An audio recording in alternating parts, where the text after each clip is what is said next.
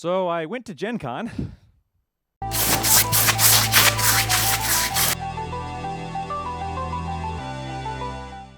Hello and welcome to Miniatures Rundown. I'm Josh, and I went to Gencon this year for the very first time, and I want to show off some of the stuff I found there and kind of talk about why I'm excited about it. The very first booth that I went to when I got there was the Hit Point Press booth, and they make the Humblewood 5th edition supplement for D&D.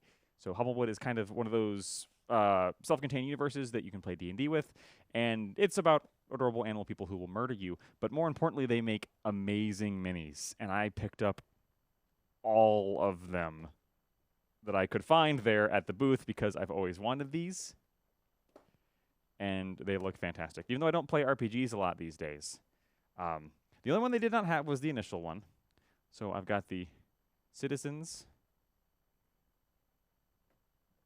the Boneyard Birds, which is my particular favorite because it's a skeleton bird. I mean, come on, that's just amazing. The Humble Folk, which is always great. The Bandit Coalition. And the Beasts of the Wood. And then I got the convention exclusive Aspect of Fire. Now this one is translucent plastic, but I will still be painting that to be something a little better. I also picked up these two adorable pins. I love a good pun. And one of these is the Necromancer. I mean, come on, it's just amazing. The other one is the mascot Riffin, the Owl Knight.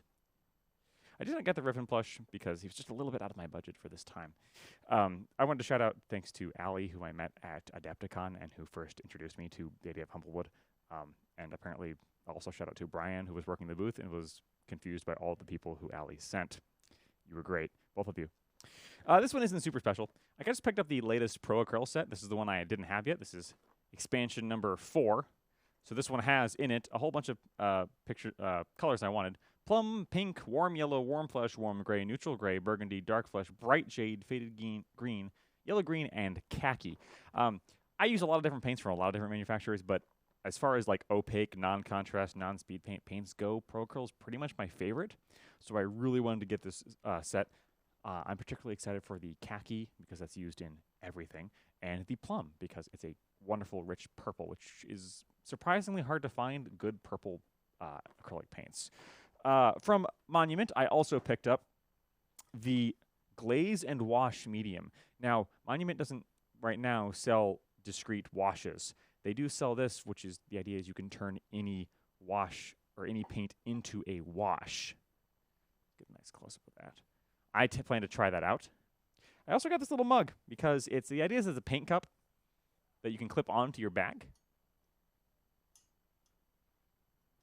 And it's not too fancy, but it was pretty cheap, and it's made of metal, so it'll actually like hold up, which is, nice. This one is a continuation from Adepticon. It is the expansion to a game called Cult of Barnacle Bay, which is a dungeon crawler, again, adorable animal people, and puns. If there's something I like, it's puns. This is the High Tide Enemies expansion. I picked this up from the Wander Story from Panda Cult Games.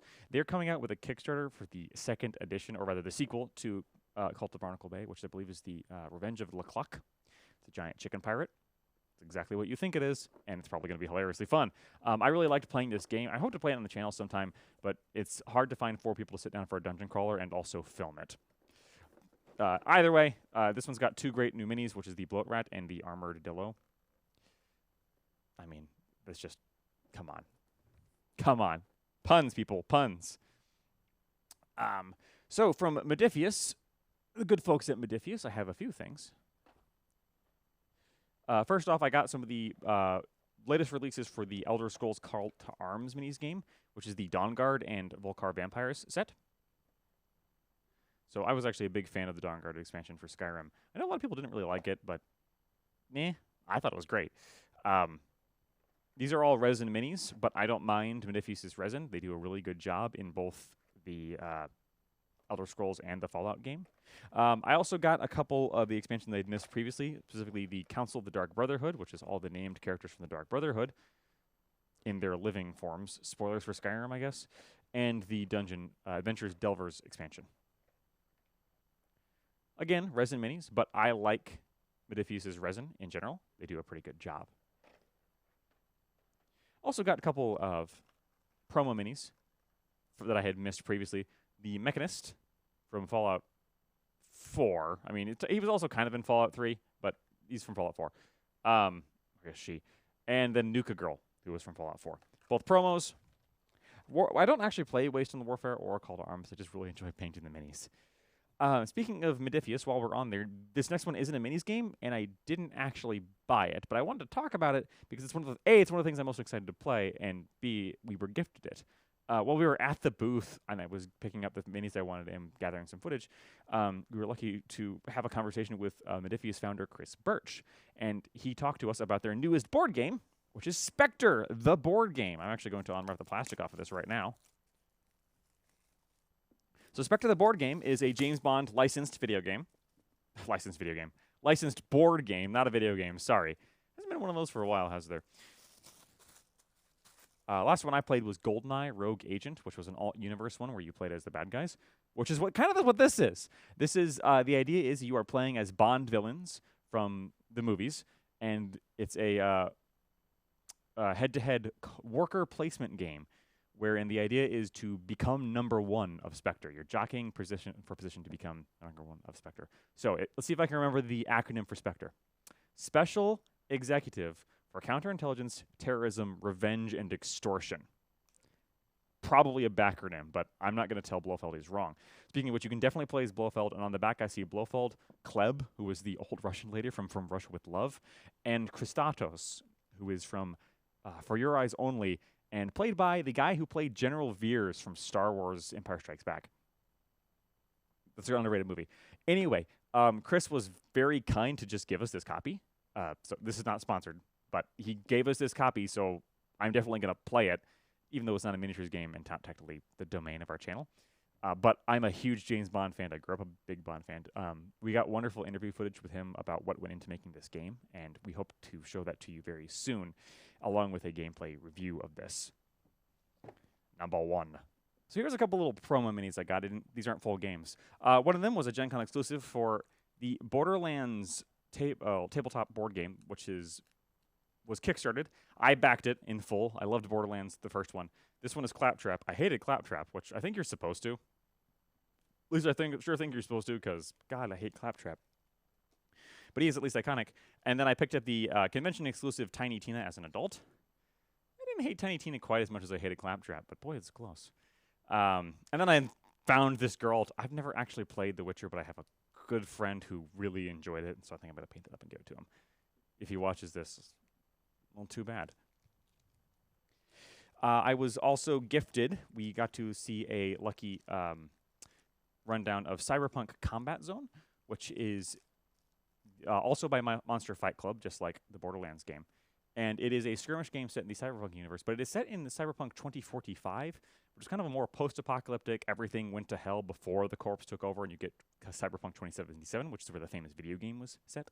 So I watched a demo. I actually only filmed it, but they were still very nice enough to give me a promo mini. It was very nice of them. This one isn't a promo mini, but it is from a small skirmish game called Freeblades.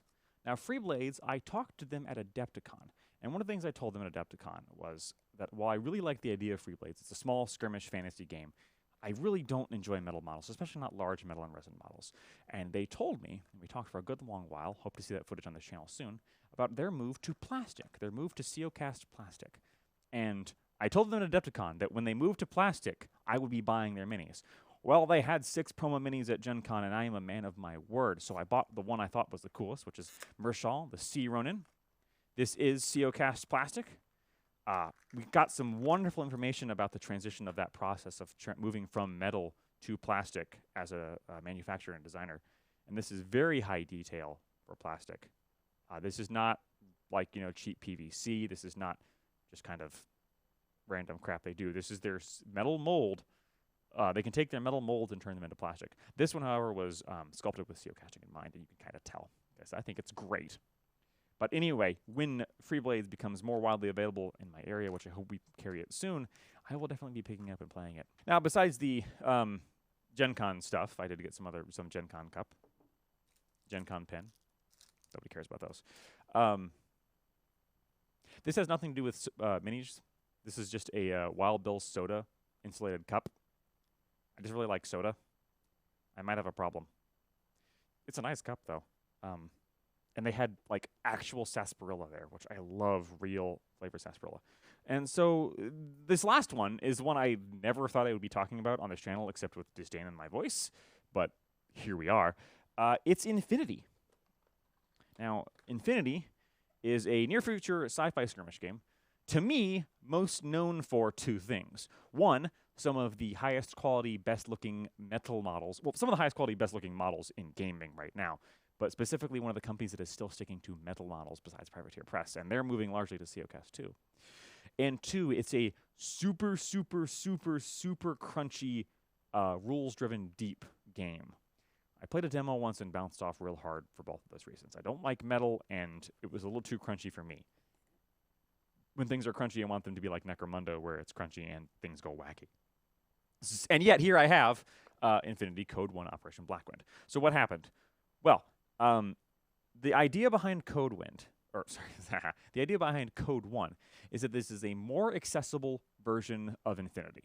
It is self-contained. Everything you need to play is in this box. It's kind of an intro into Infinity. Now, it's still clearly designed to gear you into the full Infinity universe. Like, you know, you buy this, because all this stuff is usable in main Infinity. But, you don't have to buy anything outside of this box. Heck, this only comes with a rules booklet, because the full rules are free online. Ain't that nice? So I picked this up because the idea of a skirmish game that still gets to use the wonderful Infinity minis, but is faster, more accessible to me, right up my alley. And I think both of the factions they include in this one are really flippin' sweet. The Hakaslam and the Elf. Aleph. Yeah, there's no way that's Elf. Cat-eating future. No. So I picked up the Operation Blackwind Corebox. They did have the previous edition of CodeOne there as well, but I like these two factions better, and this one was the one that was newer, so newer and shiny. I picked up the Corebox. Also picked up the Obsidian Head Dire Foes mission pack. I don't know what that means, but the minis in here were cool. And then I got two promos. One, they gave me this Helen of Troy exclusive, Gencon exclusive promo mini. Let's get that one for the camera. Come on, Josh. There we go. I don't know if I would have bought this mini myself, because Helen of Troy, well, I wouldn't have picked Helen for the Apple of Discord, if you get my drift. But it's pretty cool. I also picked up this Gencon exclusive, or not Gencon exclusive, convention exclusive mini. Ooh, boy. This Shikami, yeah, that's pretty cool. I really liked that. I really want to paint that. I cannot wait to paint that. Yeah, really a fan of this. You can see in the back. So hopefully I will be assembling those. Now, they're still metal minis, and I just talked about how I told the Freeblades people I wouldn't be buying them until I got metal and non-metal minis, and here I bought Infinity. Sorry, Freeblades. Still love you. Still going to be buying it when it's plastic. Infinity, please move to plastic. They're probably not going to. But we'll see. And maybe I'll build those and decide, you know what, I'm not buying any more Infinity because they're still metal. Maybe I'll finally get over it. Maybe just the metal Skaven I assembled weren't the best introduction. So that's all my Gen Con swag from this year. It's not a pure minis convention. Obviously, it's one of the largest tabletop miniatures conventions in the world. I think the largest in the United States. But there was still a ton of stuff for minis folks like me. And if you have the chance to go to Gen Con, this is my first year, and I super, super encourage you to. Both just because of all the stuff, obviously. We all love buying stuff. But more importantly, this is the people I got to meet and the people I got to talk to going to Gen Con and hearing people talk about the games they made. Speaking of which, upcoming on this channel will be some great conversations we had with designers of various games. We talked to people at Modiphius. We talked to people who made Oathsworn about their trials and tribulations, and we filmed a demo. We talked to the people who made the Cyberpunk skirmish game. We talked to the people of, Catalyst and the people who are making the new D&D skirmish game. And we talked to a couple people who are releasing games for the very first time at Gen Con, and I cannot wait to show you guys some of those because there's some real golden gems in there. And until I put those out, that's it from me. I hope to see you then here on Minis Rundown.